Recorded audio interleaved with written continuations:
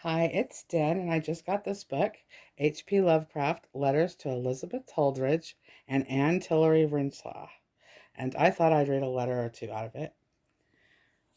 So let's check it out.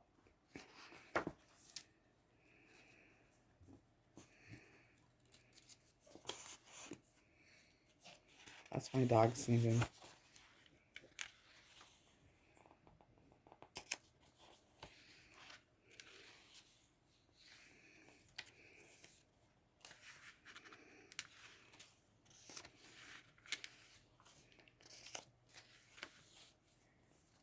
So I believe, yeah, these are letters he wrote to them. I don't know if there's any back to him in this book yet.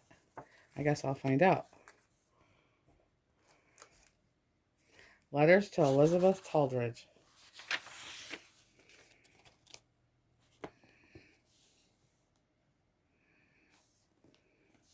1928.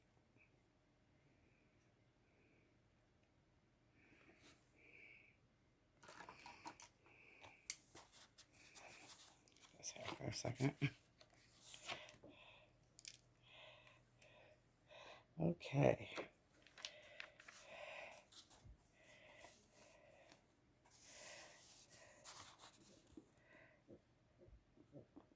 That's my dog. She's snoring. The other one's sneezing and she's snoring. Okay. Let's see. Letters to Elizabeth Toldridge, 1928. 10 Barn Street, Providence, Rhode Island, October 16th, 1928. Dear Mrs. Toldridge, yours of the 12th has just been forwarded from my former address, and I was interested in hearing an echo from that long distant poetry competition, which, as involving my only judicial experience of the kind, I recall very well. I regret to learn that you have sustained an accident and hope the effects of it will be very quickly and completely eradicated. My memories of the entries in the contest are very indistinct, but I remember that I liked In the Woods and spoke of it at some length. It is certainly very gratifying to know that you found my remarks encouraging, and I regret that my report was mislaid before you could reread it. If you would care to let me see the sonnet again, I would be glad to comment on it once more. The intervening 4.5 years and my forgetting of my own former words, giving my new report something of the nature of a fresh opinion. I am sorry that a lack of literary conformity to any conventional sonnet forms deprived the poem of a first award. Daisy, stop. I'm trying to read. At the time, I might have been more prone to side with the technical sticklers, but latterly, I have been paying less and less attention to form and more to imaginative content. So much so that my published criticisms in an old magazine of the United Amateur Press Association now strike me as somewhat absurd and pedantic. Regarding the nature and publication possibilities of your work in general, I would not be inclined to consider its lack of modernism a barrier to success. So far as I can see, the importance of the radical forms has been greatly exaggerated. Indeed, it seems to me that there is already a tendency to return to modes closer to the mainstream of tradition.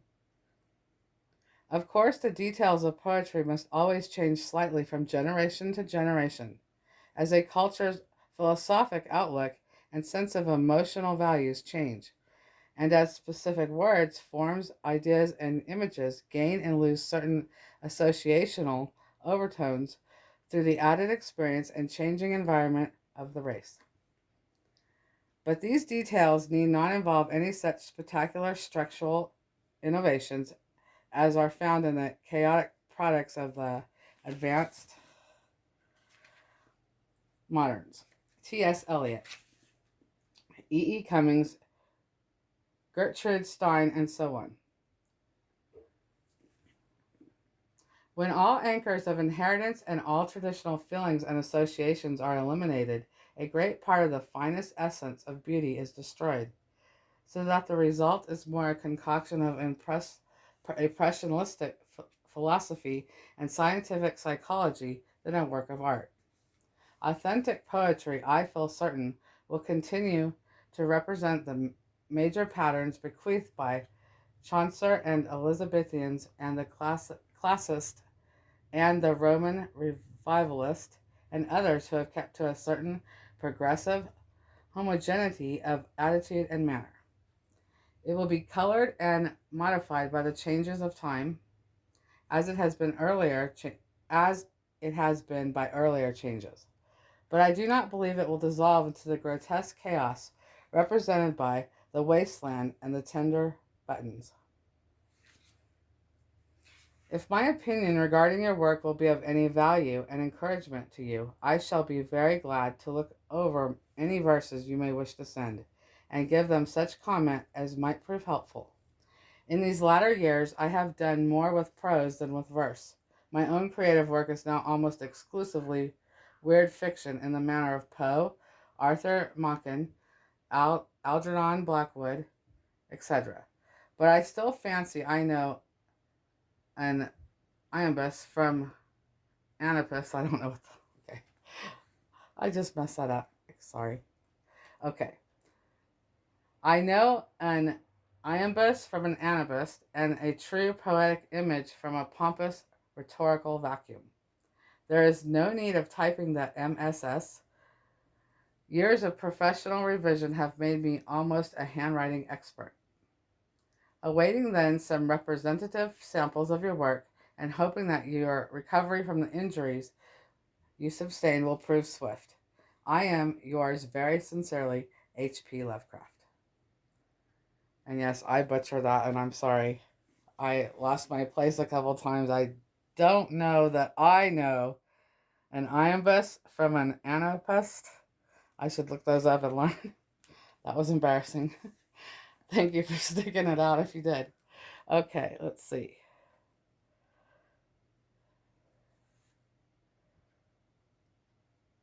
There's just some notes. It says HPL had lived at 10 Barnes since April 1926 after a 2-year stay in New York City, where his last residence was 169 Clinton Street. HPL had served as a judge for a poetry contest held by the Baltimore Circle of Bookfellows, April 1924. HPL refers to items such as the Department of Public Criticism and other articles criticizing amateur writing. And then it says The Wasteland is a long poem by Eliot. Tender Buttons is a prose poetic work by Stein.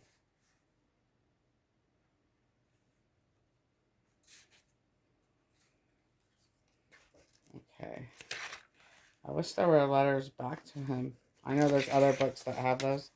This is the first one I could get with letters that he had written. And, I absolutely adore HP Lovecraft. And I thought some of the letters he wrote to people would be interesting. So I hope they are to you, too. That's a pretty long one, the next one. So maybe I'll stop here and look up some words I apparently need to learn. But yeah, so this is a pretty cool book.